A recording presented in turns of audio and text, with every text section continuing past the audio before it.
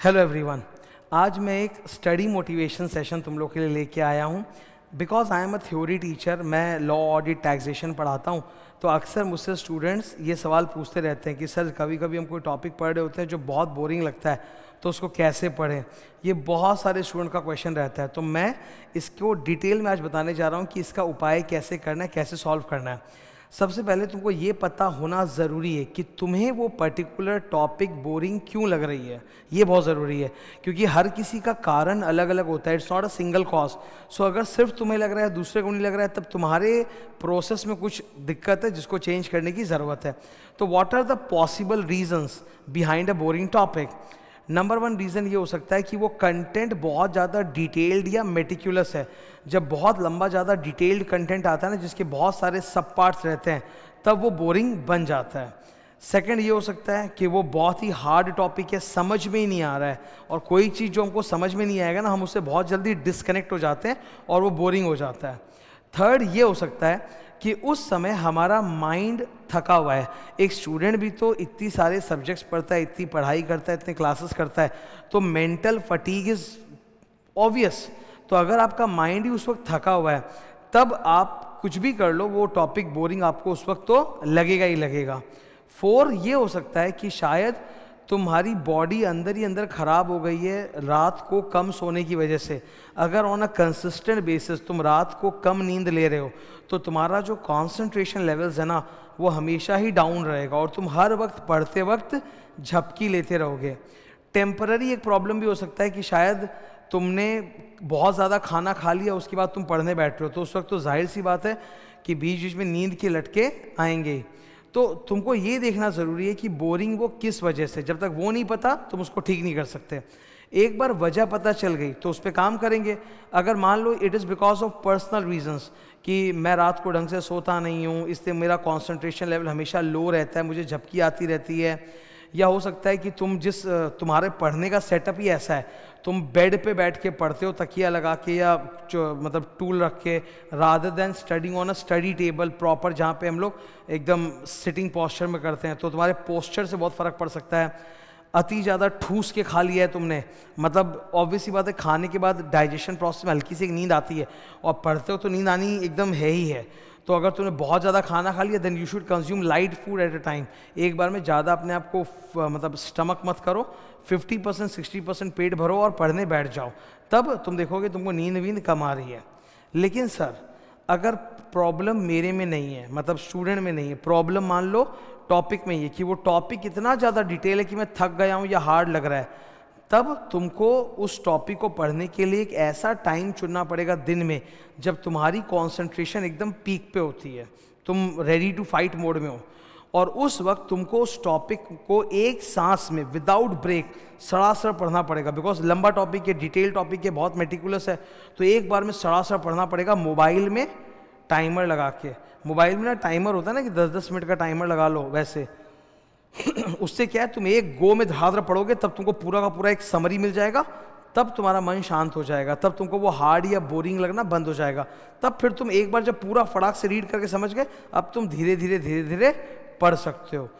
ये बोरिंग को जो दूर करना है ना, मैं हर एक स्टूडेंट के लिए बता रहा हूँ, at different points of time the reason for boring can be different. कभी इस वजह से हो सकता है, कभी उस वजह से हो सकता है, कभी किसी और वजह से। तो जब आपको बोरिंग लग रहा है, तो आप उस समय एक बार अपने मन को रोको। हम लोग इंसान हैं, हम लोग में एक सेल्फ अवेयरनेस होता है कि अगर मुझे बोरिंग लग रहा है तो क्यों लग रहा है, फाइंड इट आउट, और फिर उस रीज़न पे काम करो, तब वो धीरे धीरे ठीक हो जाएगा। ठीक है, मैं अगर अपनी बात करूं तो मैं अपना एक एग्जांपल देना चाहता हूं। जैसे मैं तो टीचर हूं, तो आज तुम लोगों को पढ़ाने के लिए मुझे भी बहुत पढ़ाई करनी पड़ती है और फिर पढ़ाना पड़ता है, और बहुत सारे ऐसे टॉपिक्स आ जाते हैं पढ़ाते वक्त जो बहुत डिटेल्ड होते हैं, एकदम हार्ड होते हैं, बोरिंग होते हैं। तो मेरा उसमें एक मंत्र रहता है कि भाई इसको ऐसे करना है। फर्स्ट ऑफ ऑल तो मैं क्या करता हूँ, उस पूरे टॉपिक का एकदम डिटेल में रिसर्च करता हूँ। मगर मतलब कि अगर वो टॉपिक मान लो किताब में 2 पेज की है, तो मैं कम से कम इंटरनेट पे जाके और भी बुक्स पे जाके उसके ऊपर 20-30 पेज का रिसर्च करूँगा। क्योंकि एक टॉपिक के बारे में जब आप बहुत ज़्यादा जानते हो ना, then it becomes interesting for you automatically. ठीक है, तो मैं उस पर बहुत रिसर्च करता हूँ, so much so that it becomes interesting to me. अगर कोई टॉपिक मुझे ही इंटरेस्टिंग नहीं लगेगा तो मैं स्टूडेंट को कैसे वो इंटरेस्टिंग बना के बता पाऊंगा? समझ रहे हो? कोई भी चीज़ इंटरेस्टिंग कब बनती है? जब आप उसके बारे में 4 एक्स्ट्रा चीज़ें बताओ, नई नई बात बताओ, उसका एप्लीकेशन क्या बताओ, तब तो वो इंटरेस्टिंग बनेगा। तो मैं बहुत रिसर्च करता हूँ। देन फिर क्या होता है कि जब उसको पढ़ाने का टाइम आता है तो उसको स्टार्ट करने के पहले ही मैं एक पॉज लेता हूँ, स्टूडेंट्स को बोल देता हूँ कि ये हार्ड टॉपिक आने वाला है, अलर्ट हो जाओ। तो वो लोग मेंटली प्रिपेयर हो जाते हैं। फिर मैं किस्से, कहानियाँ, एग्जाम्पल दे के उस टॉपिक को धीरे धीरे पढ़ाता हूँ rather than directly going into book, क्योंकि डायरेक्टली जाऊँगा तो दिक्कत हो जाएगी। पहले किस्से, कहानी, एग्जाम्पल दिमाग में, उनका माइंड रेडी हो गया, अब फिर उस टॉपिक में मैं घुसता हूँ तो वो स्टूडेंट को फिर धीरे धीरे डाइजेस्ट होना स्टार्ट हो जाता है। ठीक है, और फिर उन टॉपिक्स में मैं समय भी ज़्यादा डिवोट करता हूँ। नॉर्मली अगर कोई टॉपिक को पढ़ाने में सपोज 15 मिनट लगता है तो वो हार्ड टॉपिक्स या बोरिंग टॉपिक्स को पढ़ाने में मैं 2 गुना 3 गुना टाइम लेता हूँ, 30 मिनट्स 45 मिनट्स, ताकि आराम से ज़्यादा टाइम ले, समझे स्टूडेंट, डाइजेस्ट करे, खुद से आए। देन और मैं क्या काम करता हूं, अगर उस टॉपिक पे क्वेश्चन आंसर अवेलेबल है तो ज़रूर मैं क्वेश्चन आंसर डिस्कस कर देता हूं, बिकॉज क्वेश्चन आंसर ऐसी चीज़ होती है ना जो हार्ड या बोरिंग टॉपिक को इजी इंटरेस्टिंग बना देता है। ठीक है, तो मैंने तुम्हारे साथ कुछ टिप्स शेयर किए कि बोरिंग टॉपिक को कैसे इंटरेस्टिंग बनाना है, मैं खुद कैसे करता हूँ वो प्रोसेस भी मैंने तुमको बताया। ठीक है, एक बात तुम लोग याद रखना, कोई भी पढ़ाई तुम कर रहे हो, 50% of the syllabus will be easy interesting, 50% will be hard boring. जब तक आप उस 50% पे काम नहीं करोगे आप कभी भी एक कॉम्पिटिटिव एग्जाम में पास नहीं कर सकते।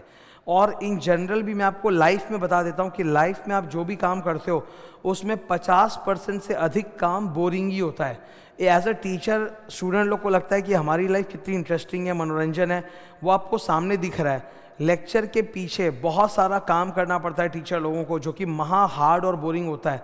तो unless and until you are ready to embrace the boring, you cannot become successful in life or in your academics। तो बोरिंग को जब तक आप गले नहीं लगाओगे ना, आपको तरक्की नहीं मिलेगी, ना यहाँ एग्जाम में और ना आगे जाके लाइफ में। आगे लाइफ में भी जब आप कोई काम करोगे रोज रोज रोज रोज रोज रोज, तो उस काम में इंटरेस्टिंग पोर्शन एक 40-50% रहेगा, बाकी का बोरिंग रहेगा। तो मैं हमेशा एक डायलॉग बोलता हूँ स्टूडेंट्स को, जो मैं तुम लोग को भी बोलूँगा, हमेशा जब भी बोर हो जाओ तो अपने आप को याद दिलाना, बोरिंग इज़ ब्यूटिफुल। जैसे ही तुम अपने आप को याद दिलाओगे कि बोरिंग इज़ ब्यूटीफुल, तुमको तुरंत याद आएगा कि सर ने बोला था कि बोरिंग चीज़ को भी प्यार करो, गले लगाओ, तभी लाइफ में सक्सेसफुल बनेंगे, आगे जाएंगे और कॉम्पिटिटिव एग्जाम में क्रैक कर पाएंगे। तब तुम हाथों हाथ ही तुम्हारा उस चीज़ के प्रति रवैया चेंज होगा and you will put effort to make it interesting for yourself. ठीक है, तो मेरा ये जो आज का मैसेज था बड़ा टू द पॉइंट था। प्लीज़ इसको एकदम अप्लाई करके देखना, हो सके तो मेरे इस मैसेज को बार बार सुनना, समझना, अपने लाइफ पे अप्लाई करके देखना, अपने फ्रेंड से बातचीत करना, फ्रेंड को बोलना कि क्या तुम्हारे साथ भी ऐसा होता है, नहीं होता है, उससे भी डिस्कस करना, वो तुमको अपने रीज़न बताएगा। तो इस पे काम करना बहुत ज़्यादा ज़रूरी है, बिकॉज पढ़ाई में आप समझ लो आधा सिलेबस बोरिंग होता है, तो अपने को तो वो भी करना है ना, नहीं तो अपने पास कैसे होंगे। तो अपने फ्रेंड्स के साथ भी शेयर करो, डिस्कस करो, बात करो, नई नई बातें पता चलेंगी। और आज मैं एक बात और बोलना चाहता हूँ, मैं इस तरह के बहुत सारे एकेडमिक और मोटिवेशनल कंटेंट तुम लोग के लिए बनाता हूँ, and it is beyond my regular day of work. My regular day of work is very long. I am a teacher, I have to take several batches, I have to make books. Despite all of that, I make an effort to share some important messages with all of you free on YouTube. और मैं अपने YouTube पे कोई add वैड रन नहीं करता, because I don't want to dilute my message to you कि बीच में स्टूडेंट मुझे देख रहा है और एक ऐड आ गया, डिस्टर्ब हो गया।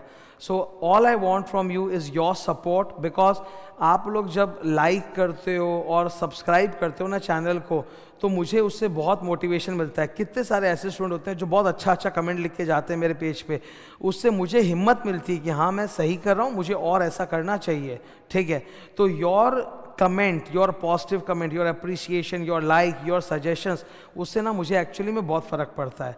ठीक है, मैं उससे खुद मोटिवेटेड फील करता हूँ। ठीक है, तो प्लीज़ चैनल को, मेरे वीडियोस को सब्सक्राइब करो, देखते रहो, लाइक करो, और कुछ भी अच्छा लगे तो कमेंट करो और फीडबैक भी देना। ठीक है, मैं उस पर ज़रूर काम करूँगा। और तुम लोग देखोगे मैं ऑलमोस्ट हर कमेंट को खुद लाइक करता हूँ और उस पर जवाब भी देते रहता हूँ। तो आई make an effort and I am requesting your support in this activity, because it's a continuous activity, not a one time thing. Okay, thank you.